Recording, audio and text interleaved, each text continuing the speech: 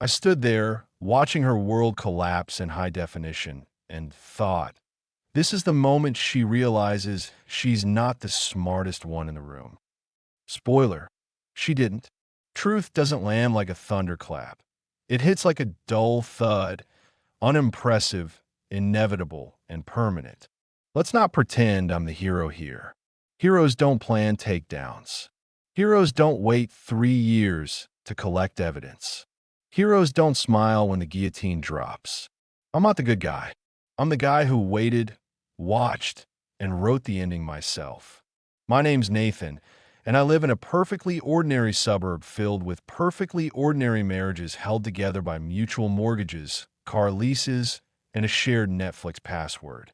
Mine was no different, or at least I thought so.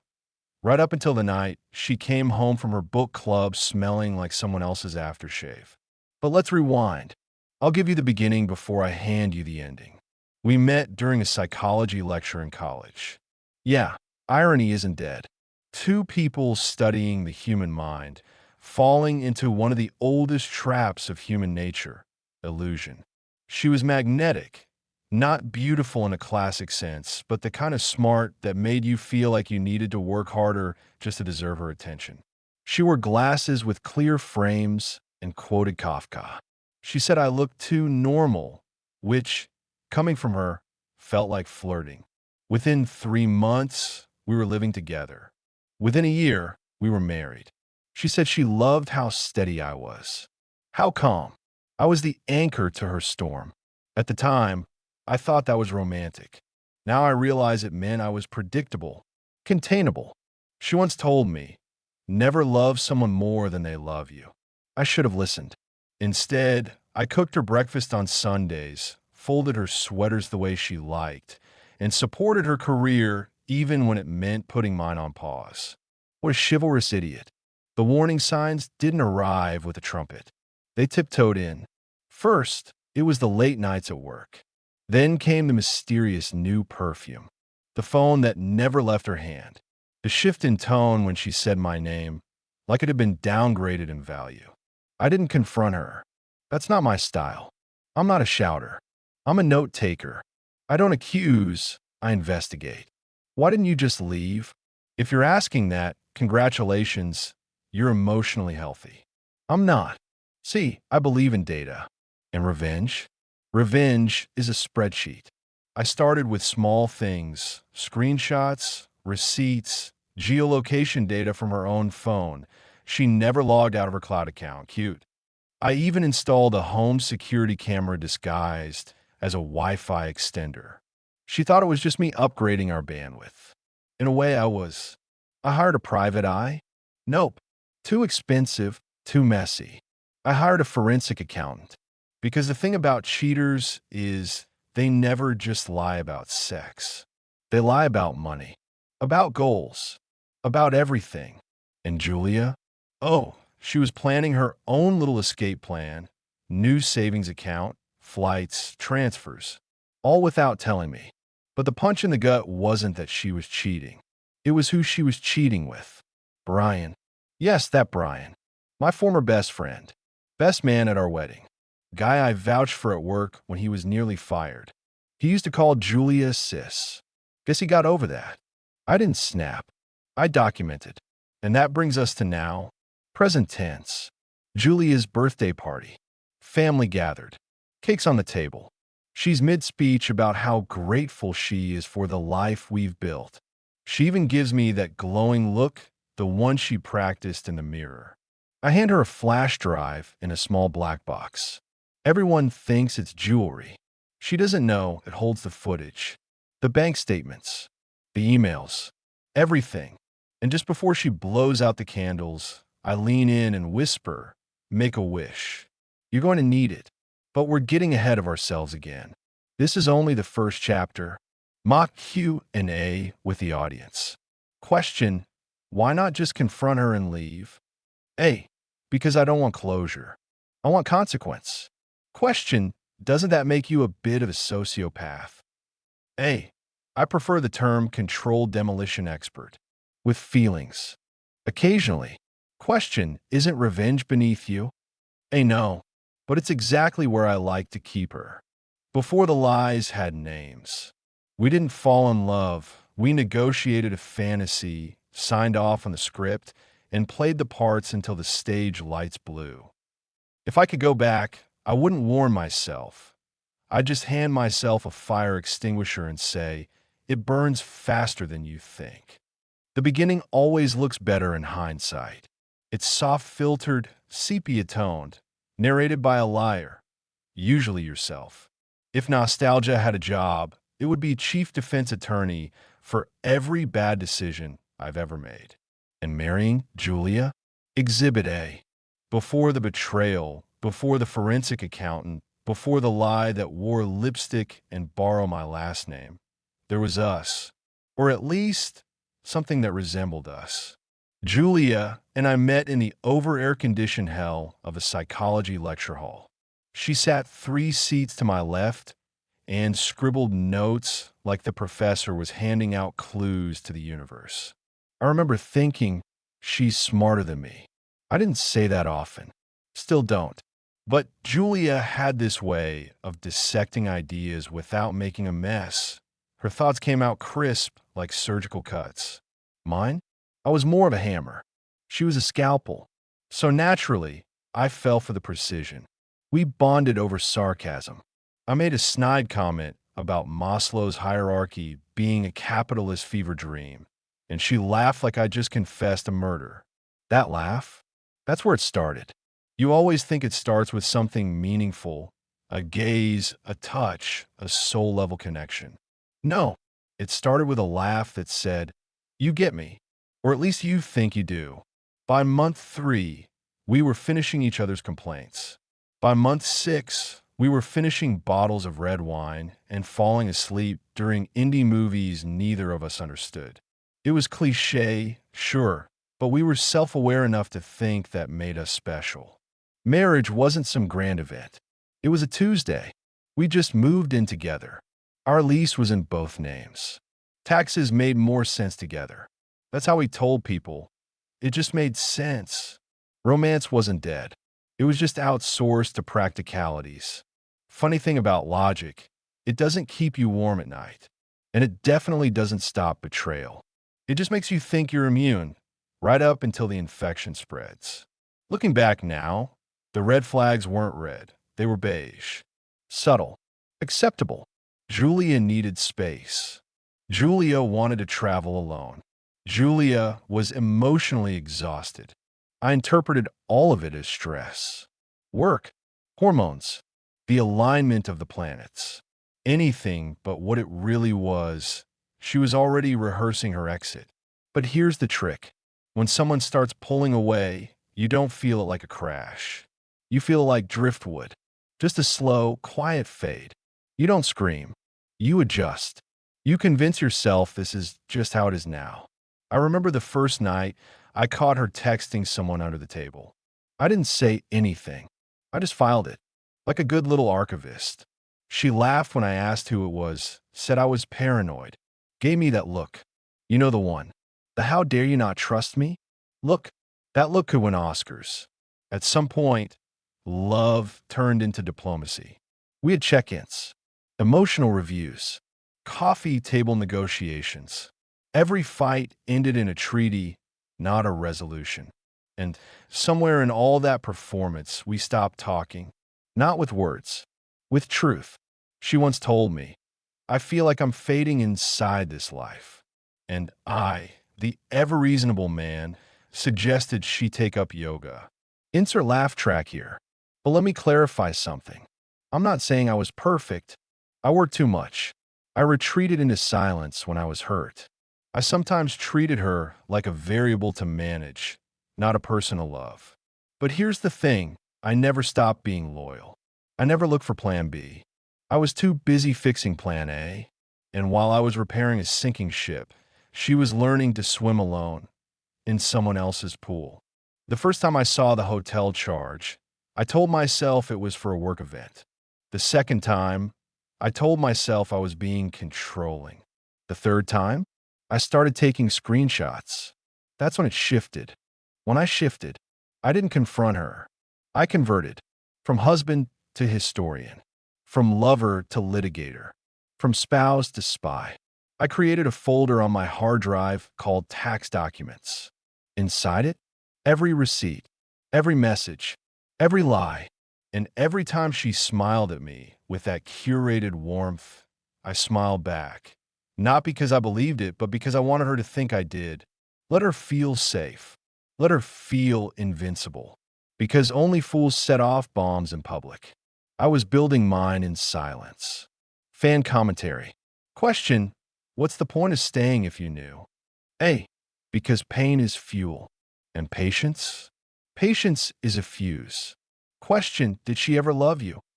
A. Maybe, but not in a way that mattered. Loving someone doesn't mean not destroying them. Question: is this story about heartbreak or revenge? A. It's about clarity, the kind that only comes after the smoke clears and you're the only one standing. How to fake a marriage and fool yourself first. Some people cheat with their bodies. Others do it with their intentions. She did both and still made it my fault. A fake marriage isn't built in a day. It's built in 1,000 quiet decisions to not ask, not react, not care, at least not out loud. There's no single moment when a marriage becomes a performance. It's not like the curtain rises and someone hands you a script labeled Act 3, Mutual Resentment. No, it's death by 1,000 performances. And I was always on cue. You know that scene in every bad movie where the couple is having dinner, and the wife gives this fake little laugh that's just 1 decibel too sharp? Yeah, that became our soundtrack.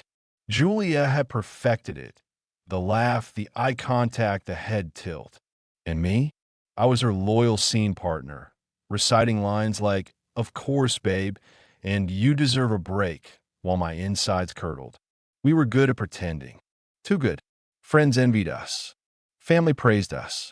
Even strangers believed the Instagram version of our life. Golden hour selfies, brunch plates, anniversary posts with captions like "Still my favorite person."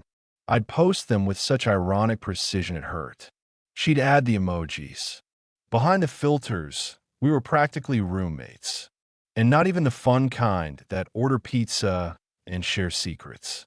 More like two diplomats negotiating territory over who would unload the dishwasher. I stopped sleeping in the same bed by choice, long before I had a reason.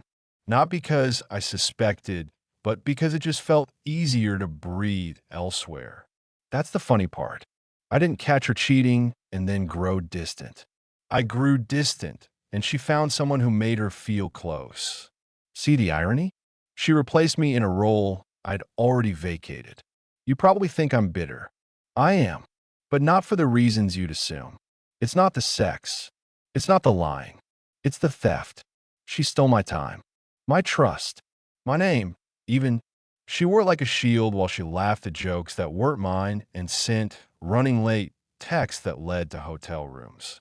She once told me, "I miss who we used to be." I should have said, "I miss who I thought you were." Instead, I apologized. I apologized for not being spontaneous, for working too much, for not talking about my feelings. She cried when I said I'd do better.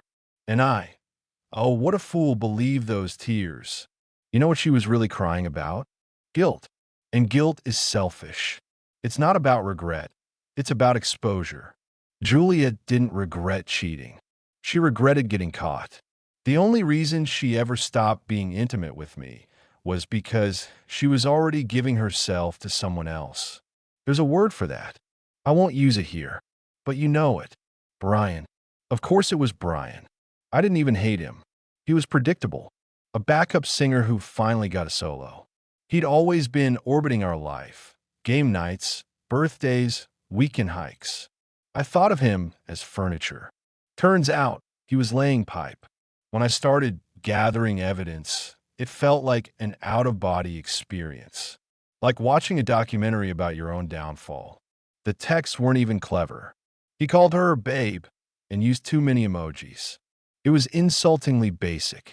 You betray me, and this is who you choose? What really got me was how she talked about me to him. He's checked out. We don't connect anymore. He wouldn't understand. Not he hurt me. Not he was abusive. Just he's boring. And somehow that cut deeper. See, if I'd screamed or cheated first or disappeared emotionally, she could have claimed she had a reason. But I didn't. I was just there, trying, showing up, playing my role. And that made me disposable. Now here's where the shift happened. Before that point, I still thought this could be salvaged. I was actually, don't laugh, Googling couples retreats. I had no idea I was being drafted out of my own life. Once I knew, everything changed. I didn't confront her. I calculated. I didn't rage. I rewired. I started tracking her phone's metadata, cross-referencing hotel bookings with corporate credit card charges.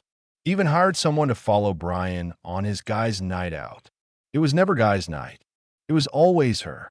Meanwhile, I kept playing the part. The doting husband. The clueless fool.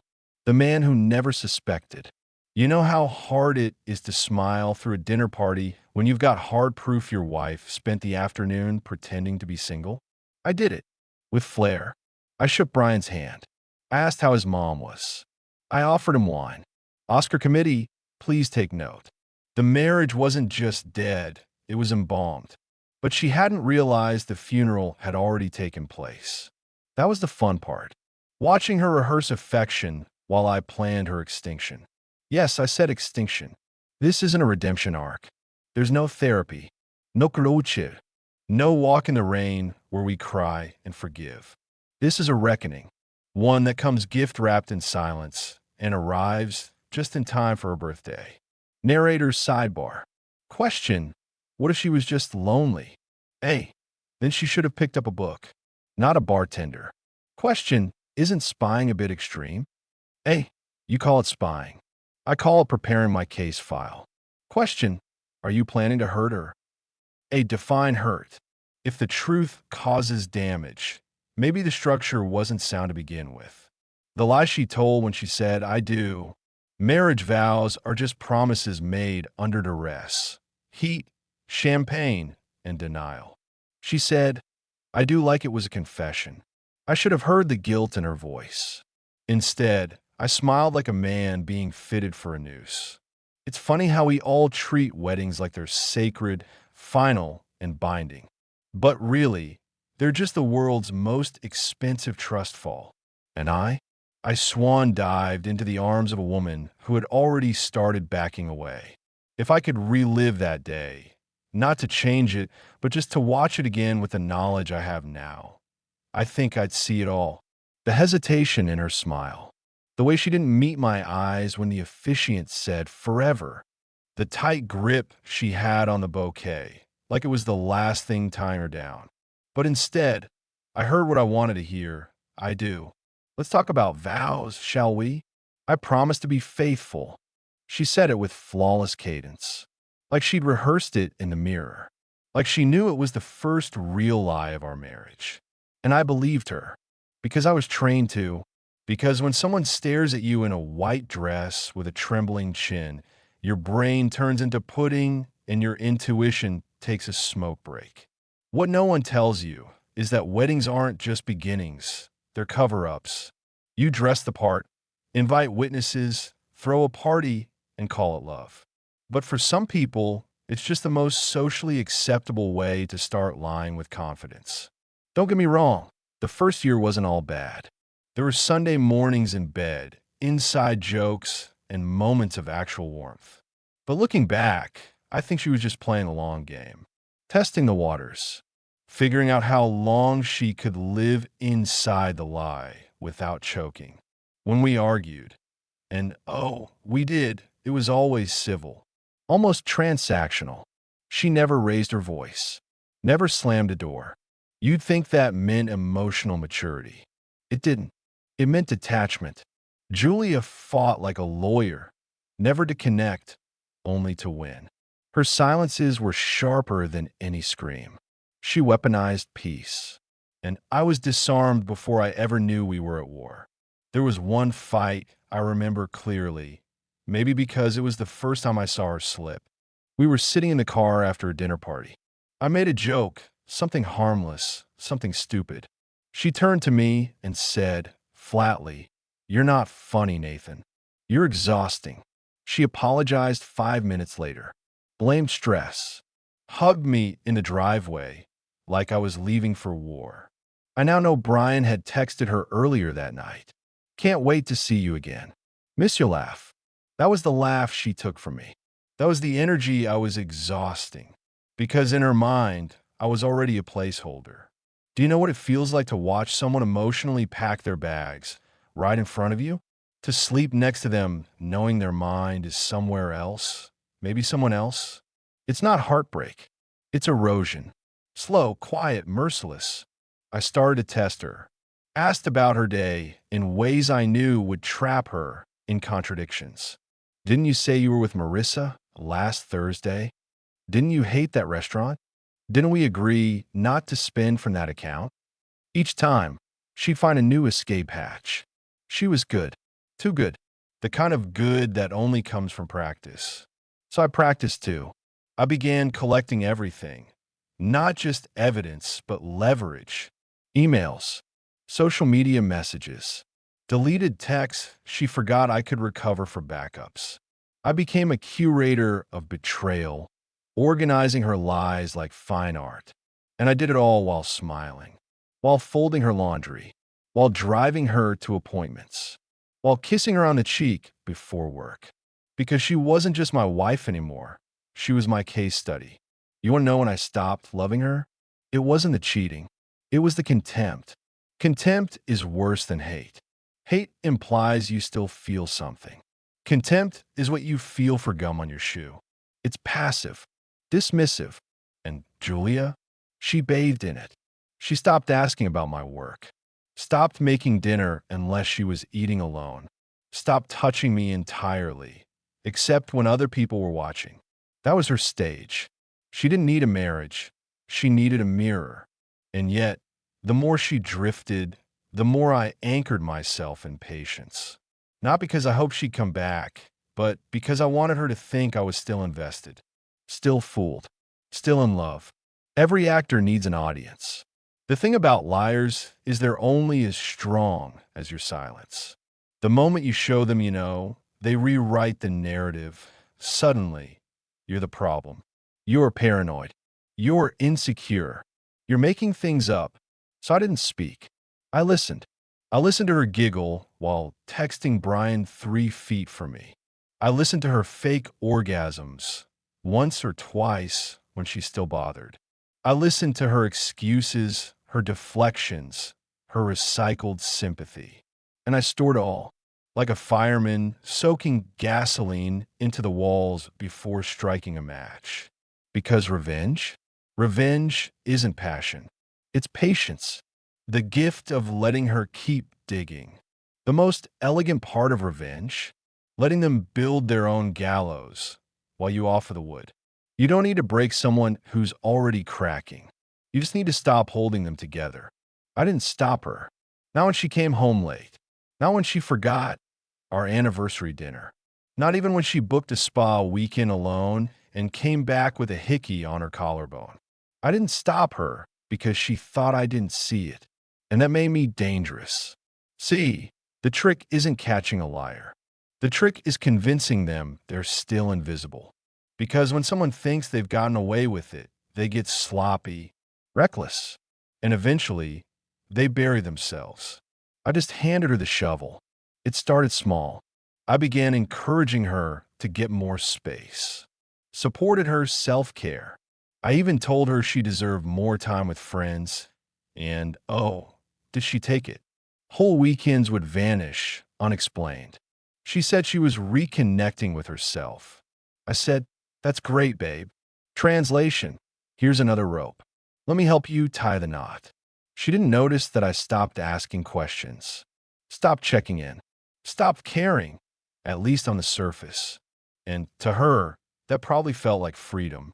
In reality, I was just stepping back far enough to get the whole picture in frame. The more room I gave her, the more lies she filled it with. What she didn't realize was I wasn't detaching. I was documenting. By now, I had a map of her infidelity. Text logs, travel receipts, GPS histories, you name it. I even found the burner email she used to register her private Instagram account. That one stung, not because of the photos, but because of the caption on one of them. Finally learning to breathe again. Dizzy. Underneath it, a picture of her and Brian, his hand on her waist, her smile crooked with smugness. I didn't get angry. I got organized. You see, betrayal isn't just a personal wound. It's an opportunity.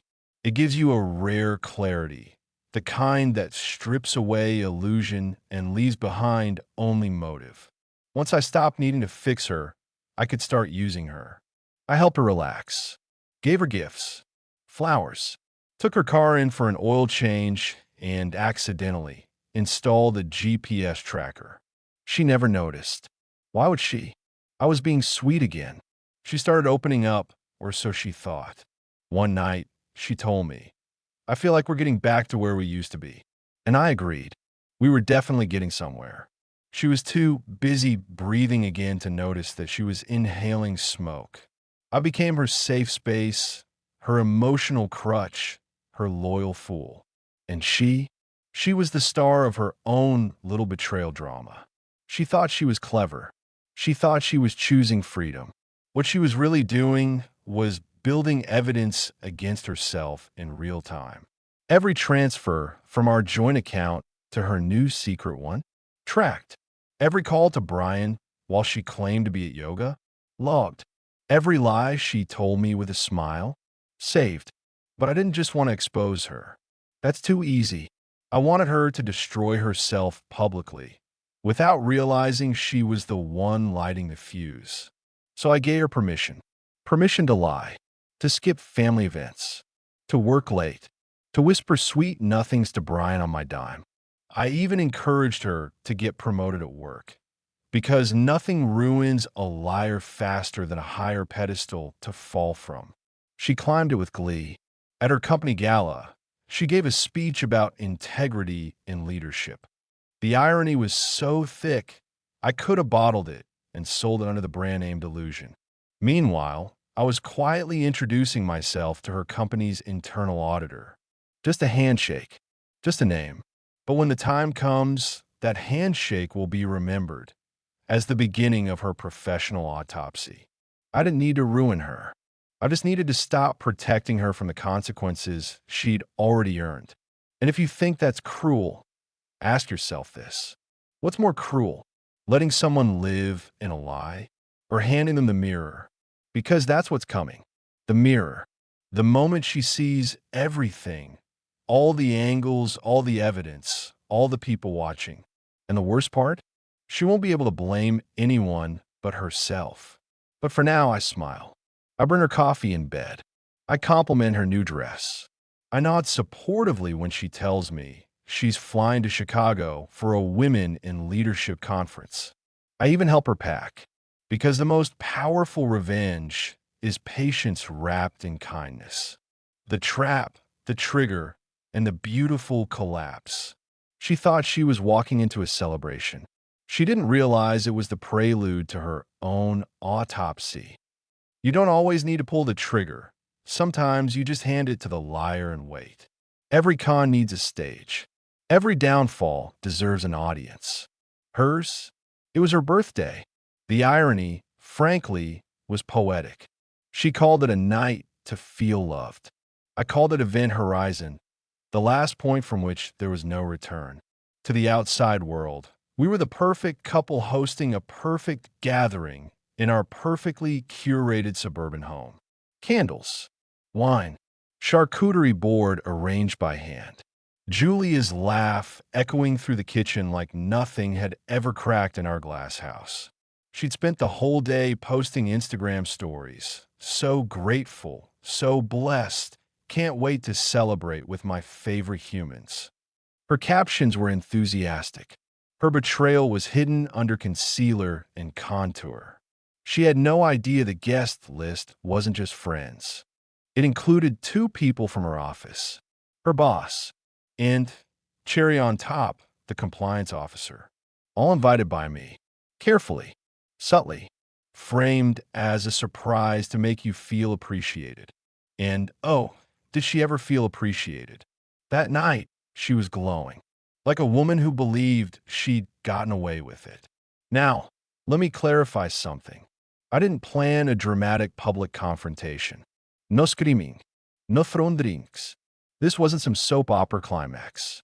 I wasn't going to give her the dignity of a messy ending. No, I went surgical. The gift was wrapped in a sleek black envelope. Inside it, a USB drive labeled simply, Play Me. She opened it at the table, in front of everyone. Thought it was a romantic video montage. She even joked, "Oh, God, did you make a PowerPoint?" I smiled. Something like that. The video started playing on the TV, and for the first 10 seconds, it was a slideshow. Pictures of us, music, sweet captions. A perfect misdirect. Then came the shift. Screenshots, text messages, email headers, location pings, expense reports, hotel receipts, all time-stamped, all chronological, all indisputable. Then silence. No music, just the soft audio of her voice, laughing in a hotel room, recorded from the security system she never noticed. I feel bad sometimes, she says, but Nathan's basically checked out. He'd never suspect anything. He's too dull. Silence in the room. No one breathed. She froze. You could see her body go cold. She didn't even try to unplug the TV. She just sat there, jaw clenched, hands shaking, pupils wide. That's the thing about narcissists. They're not built for impact. They think they control the narrative. Until you show them it's already printed. She looked at me, as if begging for a rescue line. I just raised my glass and said, "Happy birthday." One of her coworkers got up and left. Another whispered something and slid her plate away. But I wasn't done. I excused myself. Returned a moment later with printed packets, copies of emails sent from her work account, detailing how she funneled resources for her personal projects under the guise of team development. Something her company definitely didn't approve of. Her boss took the packet, didn't say a word, just stood, buttoned his jacket, and left with it tucked under his arm. That was the moment the air changed. Not just for her, for everyone in that room. They weren't just witnessing betrayal. They were witnessing disassembly. After everyone left, she stood in the kitchen like a ghost. Pale, hollow. Finally, she spoke. "You destroyed me," she whispered. "No," I said. "You built the bomb." I just told the crowd where to stand. She asked if I planned this for months. I told her no. I planned it for years. Because here's the thing. I never wanted revenge that left scars. I wanted one that left echoes. Something she'd hear every time someone hesitates before shaking her hand. Something she'd feel when she walks into a room and wonders, who knows? The next morning, she called her lawyer. I didn't stop her. I'd already filed, with proof of infidelity, fraud, and misappropriation. She wouldn't just lose me. She'd lose her job, her image, and eventually, herself. And I'd still be here, in the house she thought she'd leave me for, drinking coffee, sleeping soundly, entirely intact, because she didn't just underestimate me, she misunderstood me. She thought I was fragile, boring, passive. What she forgot was this. The quiet ones aren't sleeping. They're studying your habits and writing your ending. Reputation has no refund policy.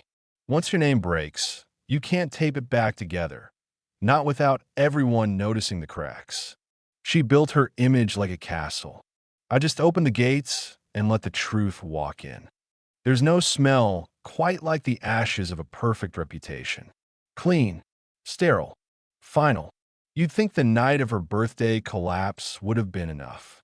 But reputations, real reputations, don't die from one blow. They bleed out slowly, publicly. And I was more than happy to play medic while watching her lose every drop of what she'd worked so hard to fake. You see, Julia had always curated her life like a museum exhibit. Every detail deliberate. Every social post a press release. She was the kind of woman who corrected grammar in text messages and rewrote her company bio every quarter. To the outside world, she was a rising star, a champion for women in business, a mentor, a pillar of integrity, as one article once called her. So when the truth hit, it didn't just hurt her. It humiliated her. The compliance officer from her job filed a report within 24 hours. She was placed on administrative leave by the end of the week. Her work phone was deactivated. Her access badge revoked. Her inbox auto-forwarded to HR. She called it a misunderstanding. I called it karma with a paper trail. What made it worse for her? The silence. No angry confrontations. No dramatic outbursts. Just the slow, methodical quiet of people distancing themselves, unfriending her, ghosting her, peeling off one by one, like paint from a burning wall. Even Brian? Gone. Turns out, being someone's escape plan doesn't mean they want to live with you when the house burns down. Once he realized there was no more secrecy, no more thrill, no more us against the world fantasy, he disappeared like fog. Blocked her on everything. Probably told his own girlfriend he was never serious. Julia didn't take it well. She tried texting me. First it was begging, then it was blaming, then it was bargaining, and finally, silence. I never replied. Not because I didn't have words, I just didn't feel like giving her any more of mine. She started unraveling in phases. First, the subtle social withdrawals. No more brunches. No more work events. Then came the detox posts, taking time for self-reflection, learning and healing. Phrases that scream damage control dressed in a yoga mat. Eventually, the whispers began. I didn't need to start them. I just made sure the right people had the right information. Screenshots sent to concerned friends. Anonymous tips to a journalist who'd once interviewed her. HR directors looped into conversations with lines like, "We just want transparency." Julia, the woman who once corrected me for using less instead of fewer, was now correcting LinkedIn rumors that she was terminated for misconduct. She wasn't yet, but she was radioactive. No one wanted to touch her. And in corporate America, perception is policy. It wasn't just about destroying her. It was about removing the mask and letting everyone else watch her scramble to find another face to wear. One morning, I drove past her new apartment. Sparse, cheap, the kind of place people don't post pictures of. She stood outside in a hoodie, smoking. She didn't smoke when we were married. Guess betrayal tastes better with menthol. I didn't feel triumphant. I felt done. That's the thing no one tells you about revenge. It doesn't feel like fireworks. It feels like silence, like peace returning to a space that forgot what it sounded like. I cleaned out her house, my house now, and found a box of her journals. I didn't read them. I threw them away. Why? Because I don't care what she was thinking. Not anymore. Her intentions don't matter. Her choices do. Some of her former friends still messaged me. We had no idea. You were so calm. One even asked if I'd be willing to share my coping strategy with a men's therapy group. I told them the truth. I didn't cope. I calculated. There's a difference between healing and rebuilding. I didn't want to recover from her. I wanted to build a world she no longer existed in. And now, that world was here. Quiet. Sharp. Mean. You can't put a price on dignity. But you can sure as hell invoice someone for trying to take it from you. The day the lie died quietly. It didn't end with a bang. It ended with her asking if we could talk, and me closing the door without a word. Closure isn't a conversation. It's a moment you stop explaining why someone doesn't get to come back. There wasn't a grand finale. No screaming match in the rain. No emotionally charged apology through tears. Just a Tuesday morning. Cold. Cloudy. Quiet. She stood on my porch, the same way she used to stand there after work, keys in hand, eyes tired, pretending she still loved the life we built. This time, she didn't have keys. She had desperation. I saw her through the peephole first. Hoodie up. No muck-up. She looked smaller, like someone who knew the applause wasn't coming back. I opened the door 2 inches. She didn't speak right away. Finally, she said, "Can we talk?" Now, here's what Hollywood gets wrong. The hero always says something powerful, something righteous, something final. Me? I just looked at her, long enough for her to understand. Then I closed the door, slowly, quietly, because sometimes the loudest thing you can say is nothing. That was the moment the lie died. Not the affair, not the job loss, not the public unraveling, but this, the moment she realized there would be no redemption arc. No encore, no audience, just silence.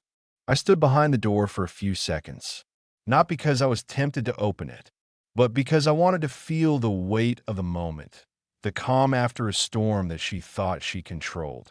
She stayed outside for maybe 2 minutes. Then I heard her footsteps retreat, and that was it. No more messages, no more emails, no more smoke signals disguised as closure, just absence. A void where once there was noise.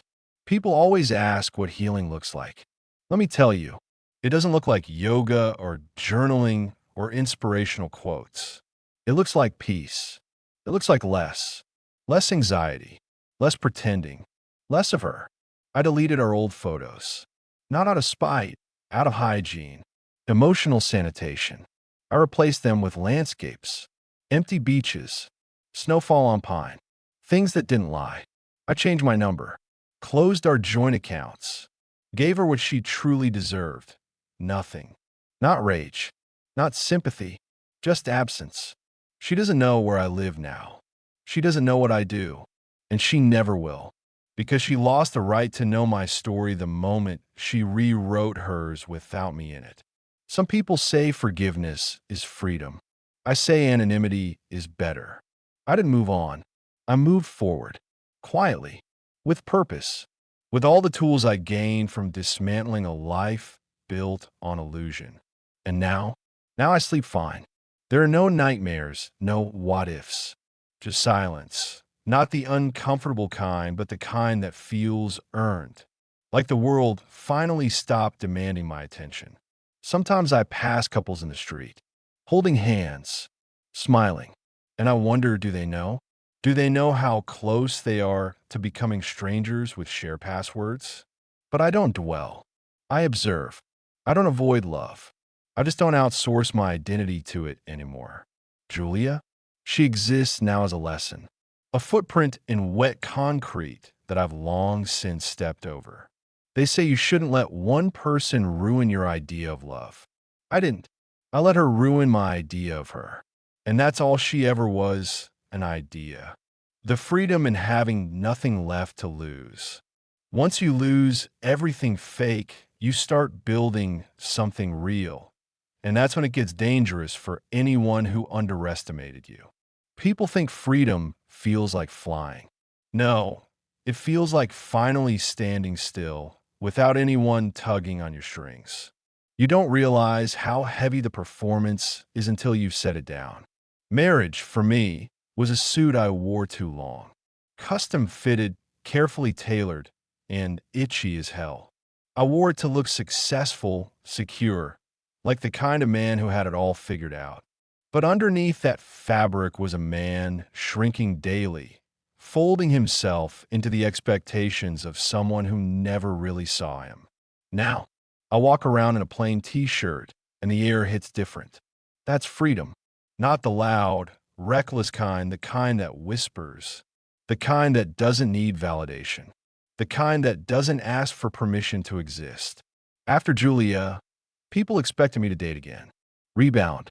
Get back out there. Back where exactly? Back to the games? The performances? The smile and nod dance of pretend compatibility?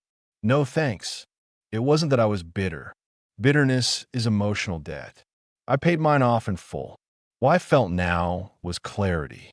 The kind that cuts through noise. The kind that makes you comfortable with your own company and utterly uninterested in being anyone else's hobby project. I took a year off social media, deleted my old profiles, bought a house out of the city, a fixer-upper, imperfect, real, the way people should be. Every nail I drove into the wall was a small funeral for the man who once begged to be enough for someone who saw him as replaceable. I stopped chasing closure and started chasing quiet. Because here's the truth. When you lose everything fake, the marriage, the image, the illusion of safety, you're finally free to build something real. You start from nothing, and that's terrifying, but it's also clean. People say heartbreak changes you. That's a lie. Heartbreak reveals you. It tells you what you value, what you tolerate, what you'll never allow again. It teaches you how to see clearly, not just others, but yourself. The ugly parts, the cowardly parts, the desperate parts. And once you make peace with those, no one can weaponize them against you. That's why Julia can never hurt me again. Not because she changed, but because I did. She still tries to keep up the image. I hear things. Mutual friends talk. She's reinventing herself. She's in therapy. She's started writing. Good for her. I don't care. I don't hate her. I don't wish her well. I just don't assign her meaning anymore. That's the real victory. Not destroying someone, but reaching a point where their destruction doesn't even register as a win. I walk past mirrors now without adjusting my expression. I speak without editing for audience approval. I sleep. God, I sleep. No teeth grinding, no subconscious wars. Just 8 hours of quiet. And when people ask how I did it, how I moved on, I tell them. I didn't move on. I stopped standing in a place that was already collapsing and stepped into the clear. There's a special kind of freedom that comes from having nothing left to prove. No narrative to protect. No partner to impress. Just space. And space, my friend, space is sacred. She taught me everything, just not the way she hoped. Every betrayal comes with a curriculum. Some people cry through it. I took notes. She thought she broke me. She didn't realize she made me bulletproof, just not for her. She thought she was writing my ending. She thought the affair, the lies, the carefully masked indifference would break me into a version of myself I'd never recover from. She thought she'd rewrite our story, cast herself as the misunderstood protagonist, and I'd quietly fade into the background, wounded, ashamed, maybe even grateful it was over. But life has a funny way of twisting the pen into the hands of the one who waited. Julia taught me many things. She taught me how betrayal sounds, not like shouting, but silence at 2 a.m. She taught me how dishonesty looks, not like a villain, but like someone who still asks if you want coffee in the morning. She taught me that love isn't loyalty. Not always. Sometimes it's just a contract two people are too exhausted to read anymore. And most of all, she taught me how to build from rubble. Because here's the secret she never figured out. Pain is a better teacher than comfort. Loss is a sharper sculptor than love. And once you've lived through deliberate cruelty wrapped in a kiss, you stop fearing anything. I started running again. Not away, just forward. The kind of running where your lungs burn and the sweat feels like proof you still exist. I picked up woodworking. Simple things. Honest things. Things you can't fake. I made a bookshelf with my own hands, and it felt more permanent than our entire marriage. I spent time with people who didn't ask for the curated version of me. Friends who never questioned why I was quiet, who never filled silences with advice. Just presence. Just peace.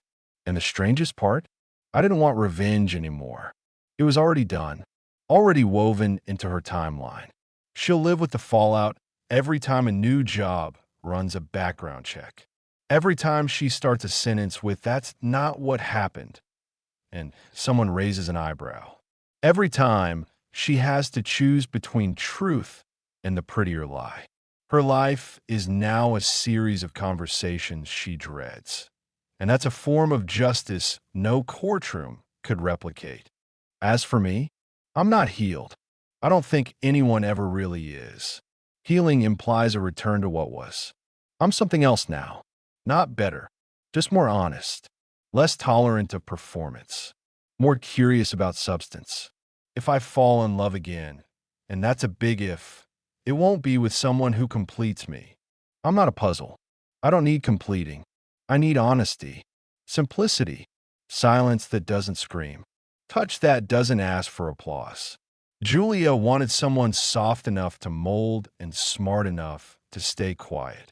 Instead, she got me. And the version of me that stood at the altar, the one smiling, naive, hopeful, he's gone. But I don't mourn him.